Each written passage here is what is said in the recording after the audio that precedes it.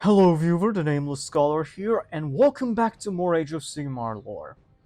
This time, we will be covering the Slaves to Darkness, or as a lot of other people might know them as, Warriors of Chaos. The Slaves to Darkness are the legions of mortals who have donned the macabre black armor, or a group of savages that wish for one thing: power and the agenda of their true overlords. Games Workshop has given the lore reason as to why in Age of Sigmar the Warriors of Chaos are called Slaves to Darkness. The reason for this is there are Warriors of Chaos dedicated to the specific gods as well, and there are the Slaves to Darkness who are essentially Chaos Undivided, because these legions of soldiers, clad in black armor or scrap, serve two people in particular: Archaon the Ever-Chosen or Be'lakor the First Demon Prince. As you can tell, the Slaves to Darkness, mainly the Darkoath, i.e. the Marauders and such, worship the Dark Gods, and they fell to worship whether they always did or they had to adapt to the Age of Chaos. It varies from tribe to tribe. A minority of them worship the Great Horvat too, but these worshippers are universally looked down upon by everyone. For humans, the Great Horned Rat is the chaos god of famine and destruction. So in Age of Sigmar, the Great Horned Rat is one of the two characters that fill the role of Malal. The other being Archaon the Ever-Chosen, for Archaon only wants to finish what he started: to destroy the mortal realms and all of existence with it. The reason why I'm explaining this is because Archaon is essentially Malal. Most under his command don't actually worship the Dark Gods, but rather, like the Grand Marshal of the Apocalypse himself, see Chaos as a means to an end. They also became a Chaos Warrior either because they had to adapt, sought darker powers, or they want revenge against Sigmar, who had abandoned them and their ancestors during the Age of Chaos. Unlike in Fantasy or even 40k, the Slaves to Darkness are the largest faction in Age of Sigmar, mainly due to how many Darkoath savages there are outside the free cities, and also because when Chaos invaded the mortal realms and the Age of Myth was over, Chaos had won. Archaon had defeated both Sigmar and Nagash in battle, so when Sigmar's Tempest had broken, his forces were spread so thin that he realized he could not respond to everything at once, which is why Archaon couldn't destroy all of existence yet. And he does all of his plans at the Varanspire, Archaon's citadel at the 8 points, an interrealm that connects all the mortal realms to one another, and Archaon has complete control over it. Although many sub-factions exist, the two main players of the Slaves to Darkness are Archaon and Be'lakor. The former, as I have stated before, seeks to finish what he has started with the world that was, and the latter seeks to replace the former as the Chaos God of Chaos Undivided. The coming of the Age of Chaos was foretold during the Age of Myth, yet no one saw it coming. The mark of the Ever-Chosen appeared burning into the skies or carved into the earth. Statues in Azirheim started weeping tears of blood. Seers and wise men were plagued by dreams of a great blade cleaving the realms. The city of 12 spires fell in a single night, the army disappearing before dawn broke, leaving behind a vast banner of freshly flayed human skin. All those who ventured out at night heard whispers, mostly incoherent, except for a phrase that was frequently uttered by these voices of the darkness: "The Ever-Chosen comes!" And despite all of this, unlike a certain harmless warrior of an unrelated setting, he won. Archaon and his legions attacked first the 8 points from all sides, and from the 8 points, he attacked 7 of the 8 mortal realms and brought them to their knees. And During the Nexus Wars, he defeated Sigmar in battle, and after Sigmar, he defeated Nagash in battle.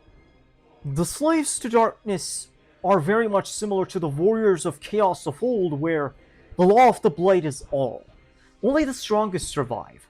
Every Chaos Warrior and Darkoath, one day or another, walks what is called the Path to Glory, where on this path there are only three ends: death, transformation to a Chaos Spawn, or reaching immortality by becoming a Demon Prince. A lot of the Slaves to Darkness seek to become a Demon Prince for power. There are some, however, who don't seek it, and they accept their death, whether in battle or by someone who proves themselves to be stronger and kill the Lord. The path to glory is ultimately the same old chaos hierarchy of might makes right. From the accursed hosts, I will first start with the Darkoaths, starting with the Ravagers, whom are decentralized tribes from all across the mortal realms, or cultists that come from the 8 points, regardless of who they are allied to among the Ever-Chosen and the First Prince. These tribes follow their leader first to despoil their enemies. Then there are the Despoilers, whom are led by demon princes, use demons, and all see mutations as boons. Then there are the Kabbalists, who believe that sorcery is the way to immortality. Most Darkoath do not worship the Chaos Pantheon in the traditional sense, nor do most of them know them by their real names: Nurgle, Khorne, Tzeentch, and Slaanesh. Instead, they see them as spirits, or they worship them with other names without even being aware of it, such as the Thrice-Hanged One, the Blood Crow, the Pale Elk, or Saul Tesh of the Pit. The name changes depending on the region. The Darkoath have antipathy towards the Order Pantheon, but to Sigmar especially, for they see him as a hypocrite and a coward who abandoned their ancestors during the Age of Chaos. Then there is the Legion of the First Prince, which are a combination of Darkoath tribes and Chaos Warriors who serve Be'lakor, with his right hand Eternus and ex-Varanguard leading them into battle. Each bear the mark of Be'lakor, and wish to uplift him to the status of the god of Chaos Undivided. Then there is the host of the Ever-Chosen, led by Archaon himself, the most numerous of the Slaves to Darkness. The host is the main despoiling force of the mortal realms, with discipline second to none among the armies of Chaos. There is also finally the Knights of the Empty Throne, who are not only the guardians of the Varanspire, but also Archaon's Horsemen of the Apocalypse, led by the Varanguard. Those who join Archaon, especially those of high rank, bear the mark of the Ever-Chosen. Moving on to their units, I want to start off with the Darkoath ones. The Darkoaths are always led by their war chiefs and warrior queens, which they have a following of marauders that have taken the worship of the dark gods for survival. These can be many things: their clothing, appearance, and such change depending on which mortal realm they are located in. Most Darkoath warriors are generally put under the Darkoath Savagers section for easier classification. However, there are also more eccentric groups among the Darkoath. Most originate from the 8 points and serve Archaon the Ever-Chosen. But aside from that, the combat doctrine of the Darkoaths is overwhelming force through sheer numbers.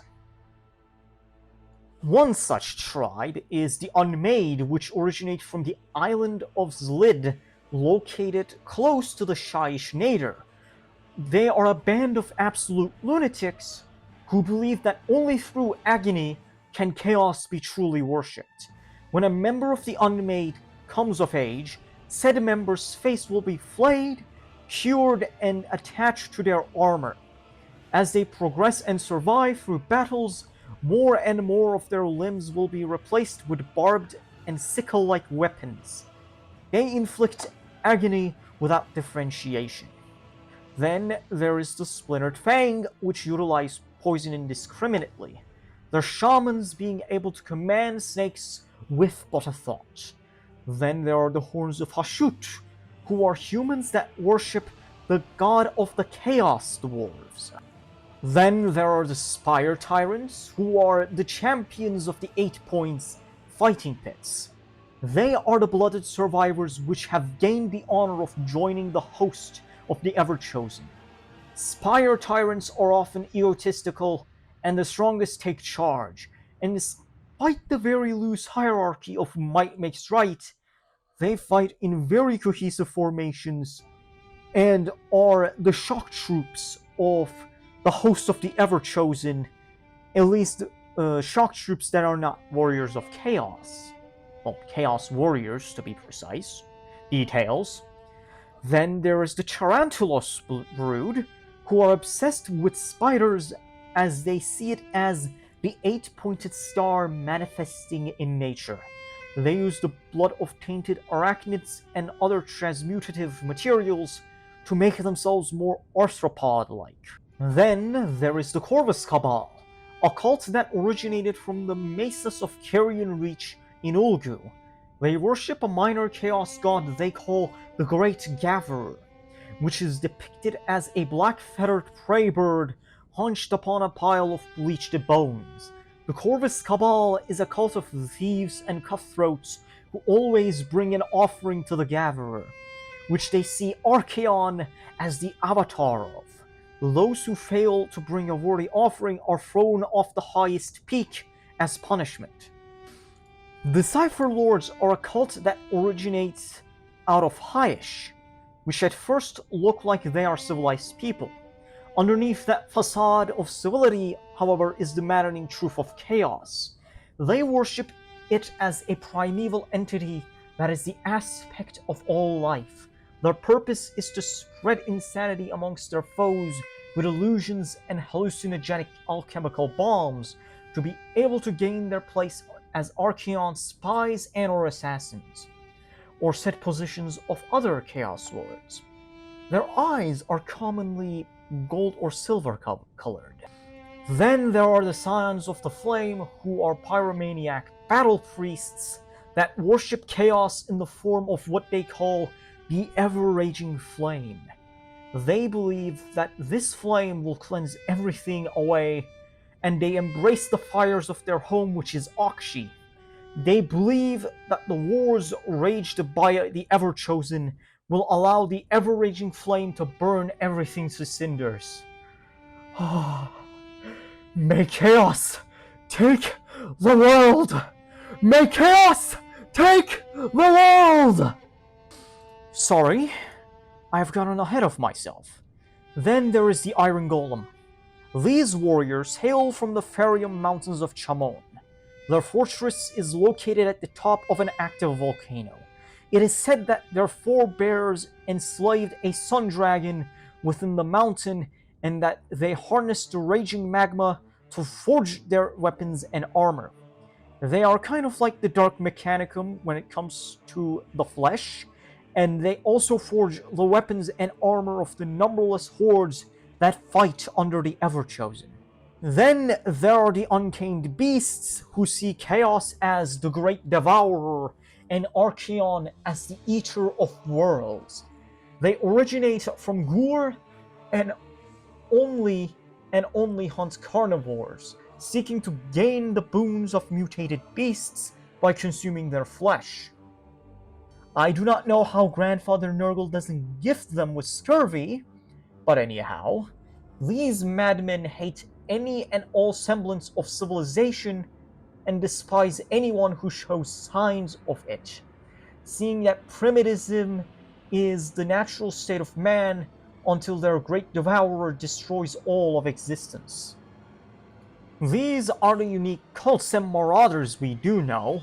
There are many, even countless cults around the mortal realms, though among the ones we know, only 2 of them are under the direct control of Be'lakor, Chaos Legionnaires and the Centurion Marshal.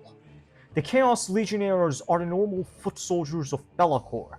They see Be'lakor as the rightful Ever-Chosen, and either go full Chaos Vaz witnesses and convert others into Be'lakor's cause, or eradicate those who are loyal to Archaon, which they see as a usurper.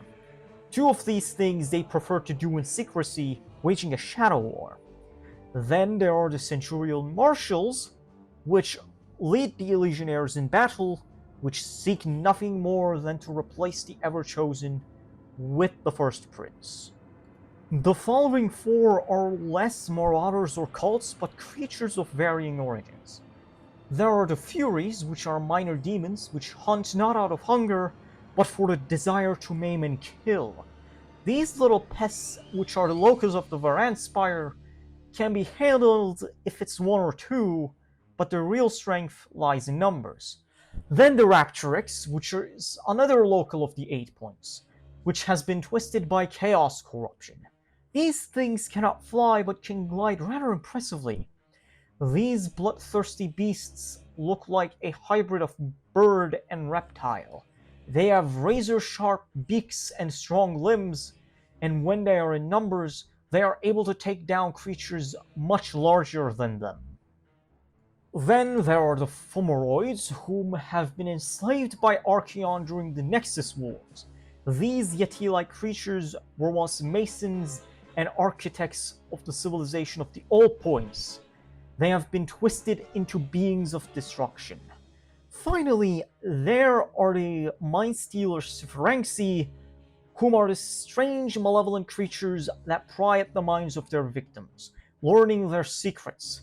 These were once the custodians of Teclis. However, the Changer of Ways manipulated them into signing a Faustian deal.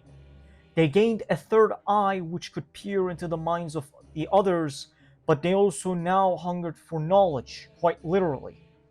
Teclis banished them after knowledge drove them mad, and ever since then, they have been living at the 8 points. But you don't want me to talk about the normal humans. No. You want me to talk about the hulking, macabre, full-plate armored monsters in human form that are the Chaos Warriors. They have helmets which have horns resembling that of a demon. Their full-plate armor melds into their flesh, making it impossible to remove it ever again. Their voices tend to be distorted, either booming or guttural. They either wield enscrolled halberds or blades, maces, and axes. Those who wield one-handed weapons carry on their other hands chaos rune shields crafted by chaos dwarves. Not only protect them from conventional attacks, but also arcane attacks. The Chaos Warriors who have proved themselves to the gods are known as Chosen. They are the shock troops of the Slaves of Darkness, who are the first to climb the ladders in a siege.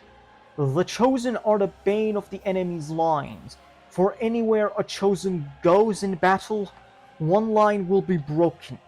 The only way to defeat these brutes is to, well, overwhelm them while they kill your friends, for they have been enhanced by other boons of the Chaos Gods.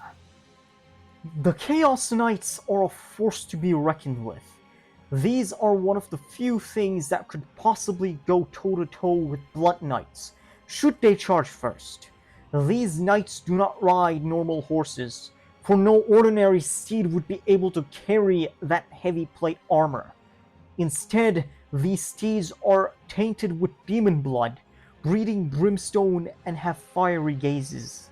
Their lances can puncture any Sigmarite armor with ease, and their enscrolled weapons can kill with touch alone, if the enemy is unarmored enough. Then there are the Chaos Chariots, which are driven by said steeds that can mow down unarmored infantry in front of them into a large puddle of gore. Then there are the monsters of the Slaves to Darkness, most well known being the Chaos Spawn. Either remains of Chaos Lords who have failed to continue to the highest peak of the path to glory, or poor souls that have been mutated by the energies of chaos, a grotesque mass of jaws, limbs, and tentacles, almost like a Shoggoth, except it is not a Shoggoth. They are highly unpredictable, and that is both their greatest strength and their greatest weakness. Then there are the Soul Grinders, whom are demons that have made a bargain with a stronger demon to bypass the reforming process and turn into a Soul Grinder to be summoned into the material world. They have to be constantly fighting to pay the soul tithe of their new bodies. However, most only fall into deep debt, as even with the irony that their new form is almost worth it. Then there's the Mutilith Vortex Beast, which defies any natural classification, being a mess of tentacles which come out of where they should be ahead. Being close enough to it is to be grabbed and then thrown into a maw. Its maw in particular. However, what makes these things interesting is the contraption on their backs called Mutiliths, which are semi-molten spheres of chaos energy which mutate those near it. So, as you're getting devoured by its maw, you essentially turn into a fleshy pink pulp and become more digestible to it. Finally, there are the Slaughter Brutes, which have the iron will of a Chaos Lord alongside bestial strength. Most of the champions of Chaos avoid these things, and only the bravest can try the ritual that binds them to their will. This ritual comprises of carving the 8-pointed star of Chaos onto its back and plunge the rune blade of its would-be master deep into its flesh, piercing its spine. Should the ritual succeed, they would have a beast as strong as a mountain. However, should the blade come free or its master die, the beast becomes uncontrollable again. To the ranks of the Slaves to Darkness, a new group called the Ogoroids joined, who are not ogres, but something else entirely. In fact, they resemble minotaurs more than they resemble ogres, but they are still more humanoid than bull. They just have hooves and horns like a minotaur. These originally hailed from the hinterlands of Gur and were a species of architects in a realm as unstable as the realm of beasts. Back then, they were called the Goroa, and were a caste society. For a while, they had their own empire that stood the test that is having a stable society in Gur. However, everything changed when their supposed allies, the Aurochs, attacked, while the most of the Gorwins were on campaign, and their entire empire was ransacked by their supposed allies. When they returned to see their homes had crumbled to dust, Archaon came to them and promised not only a new way of life, but revenge from the greenskins that destroyed their empire. The Ever-Chosen had them build the Varan Spire and the 8 Points. They were given a home here in exchange of the warrior caste of the Theradons declare their allegiance to Archaon, which are led by Myrmidons, whom act as overseers and pitmasters for the Ogroids, and they also keep discipline between the various tribes of wherever they are located at. Now onto the leaders of the Slaves to Darkness. There are the Chaos Lords, the most common of the leaders, who either seek apotheosis to demonhood or to stay the way they are until the day they die. Each Chaos Lord has his personal dreadhold in which they rule from. Any territory that is not of Sigmar or Nagash's, it is these dreadholds that are a testament to the victory of the Dark Gods during the Age of Chaos, essentially have a hold over the local regions.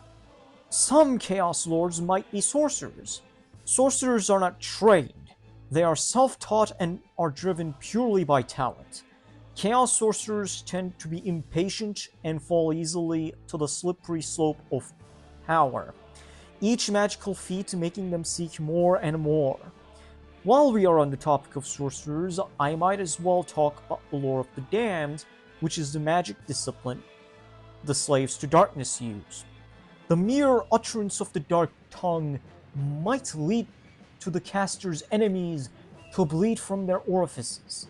Tentacles might come out of the ground and restrain their arms, making them vulnerable to melee attacks. They might turn themselves into a conduit for demonic boons for their allies. They can make their warbeasts go absolutely berserk, and even make their allies' steeds charge at unnatural speeds. Then there are exalted heroes, whom are not as prestigious as Chaos Lords, but are still ultimately the champions of the Dark Gods. They are scarred warriors with trophies upon their belts or pauldrons, and can vary depending on who it is. Some might wield weapons in each hand, others might use two-handed weapons. Now, the logical endpoint of a lot of Chaos Lords and Sorcerers is apotheosis, where one becomes a demon prince. These hulking winged humanoid monstrosities are what lies at the end of the path to glory.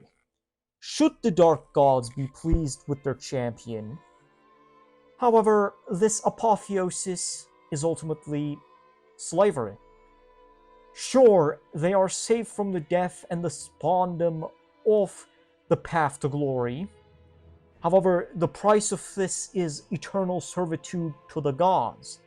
Whether they dedicated themselves to a specific god, or if they are a demon prince of chaos undivided, they are to be used as puppets by the ruinous powers for all eternity.